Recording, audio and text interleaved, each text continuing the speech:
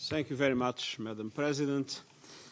Excellencies, ladies and gentlemen, if you allow me in my capacity of former member of the IPU, dear colleagues, I am very pleased to join you. I attach great importance to the close ties between the United Nations and the Interparliamentarian Union and to the key role played by parliamentarians. As a former parliamentarian, I have felt the heavy responsibility of representing people and trying to advance their aspirations. Over the span of a quarter century, I was elected to Parliament 7 times and serving as Prime Minister for 6.5 years in a essentially parliamentarian regime. During this rich period of my life, I saw firsthand the essential role played by parliamentarians in modern societies. Parliaments can be bastions of democracy and crucial links between the national and the global. And through legislation and spending decisions, parliamentarians can contribute significantly to the Sustainable Development Goals, to the Agenda 2030 of sustainable development in the world. Yet parliaments are still largely a sphere dominated by older men.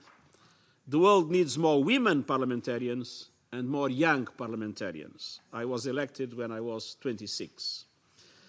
Ladies and gentlemen, today we live with a paradox. Global challenges are more connected, but our responses remain fragmented. The global economy is growing but slowing, and there are dark clouds on the horizon, including trade tensions, rising debt, and instability in financial markets. Globalization and technological progress have led to remarkable advances, but they also have generated increased inequality, especially within countries. And people, sectors, and regions are being left behind and creating a sense of frustration. And this in turn has been a factor in reducing trust in governments, trust in political establishment, and trust in international organizations like the UN itself. It's our duty in parliaments and the UN to re-establish trust.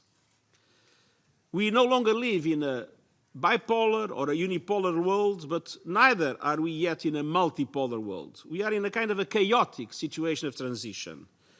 And we are witnessing a multiplication of conflicts which have local origins and dynamics, but also at times becoming regionalized and internationalized, intertwined in some cases with the threat of transnational terrorism. These peace and security dynamics are also at play online in cyberspace.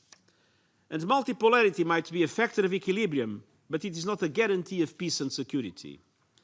Europe was multipolar before the First World War, but in the absence of robust multilateral mechanisms of cooperation and governance, we had not one, but 2 world wars starting in Europe.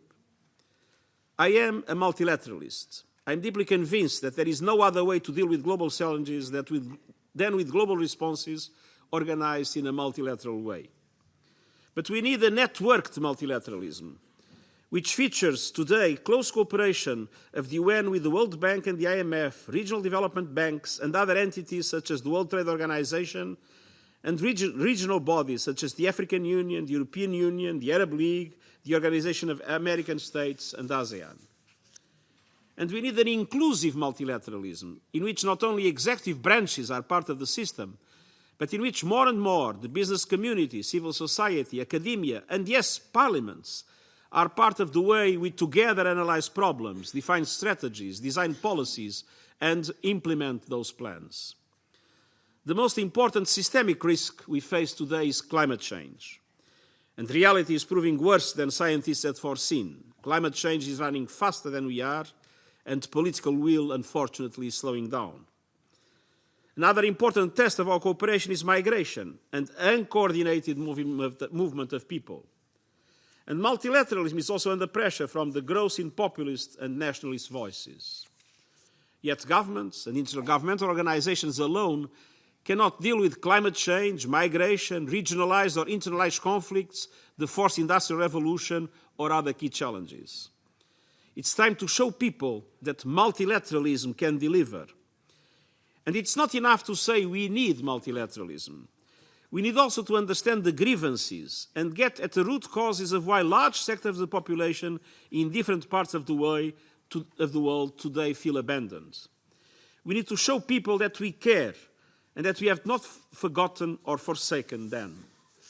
We need to show that politics is a noble undertaking and not merely the pursuit of power.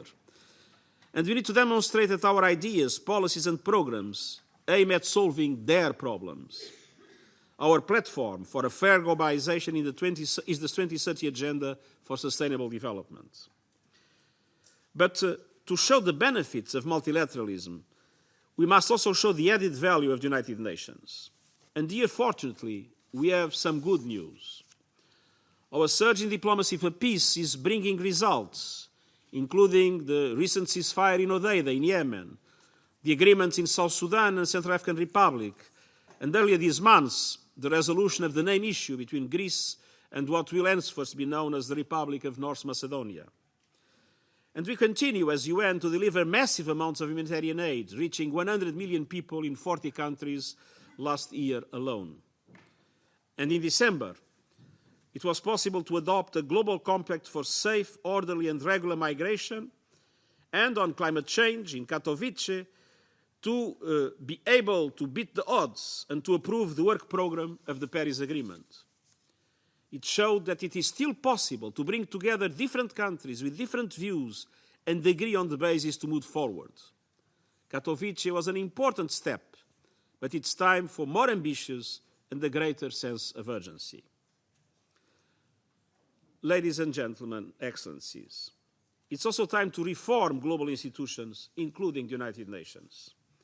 We have launched a robust program of reform across the development system, in management, on gender parity, in peace and security, and on sustainable development. It aims at better coordination, simplification of procedures, decentralization, transparency, and accountability. And we are committed to providing value for the money that taxpayers entrust to the United Nations and is decided by parliaments around the world. The United Nations needs to be able to deliver better and better. And we need to do even more in 2019. Recognizing that climate change is still moving faster than we are, I will convene a summit in September to mobilize action, partnerships, financing, and above all, ambition. Ambition in mitigation, in adaptation, in financing and innovation. On the Sustainable Development Goals, developed countries must deliver on the promise and pledges of the Addis Ababa Action Agenda. And financing is critical, but so also is good governance and oversight. And in oversight, parliaments play a critical role. On gender equality and the empowerment of women, we plan to build on recent milestones. Indeed, gender parity in the senior management group and among resident coordinators is already a reality. But we need to build on them to create a working environment free of harassment, encourage the increasing meaningful participation of women in peace processes, and fight discrimination, which remains shockingly pervasive across the world. On migration, we'll take forward the landmark Global Compact on safe, orderly and regular migration. On peace and security, we will build on recent gains to save lives and reduce suffering, and continue our work to prevent, mediate and resolve conflicts using all the tools that the UN has at its disposal. And on new technologies and their impact, my high-level panel on digital cooperation will report in the months ahead on how best to harness the benefits of new technologies and artificial intelligence while safeguarding against the risks. On human rights, we will work to tackle the rise of hate speech, xenophobia, and the poisonous views that are penetrating political debates and polluting the mainstream.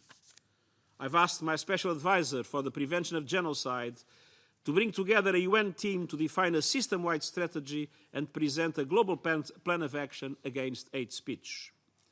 And in all of these endeavors, I ask for your support as the legislative branches of your governments, as political leaders in your countries, and as partners in advancing our common global goals. Thank you very much.